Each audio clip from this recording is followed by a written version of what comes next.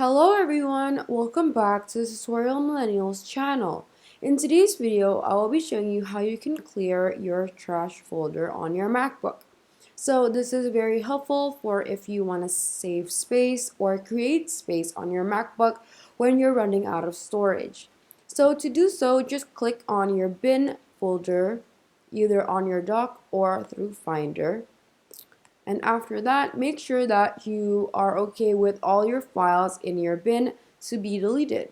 Then you can either press right click and press empty bin, or you can press this button right here at the top. So if I press empty, I'm going to be met with this pop-up to ask whether I'm sure if I would like to permanently erase the items in the bin. Make sure that you know that you can't undo this action. So once you're okay with that, just press empty bin, and it will need a few seconds or a few minutes to empty your bin. And once you're done with that, you have successfully emptied your bin.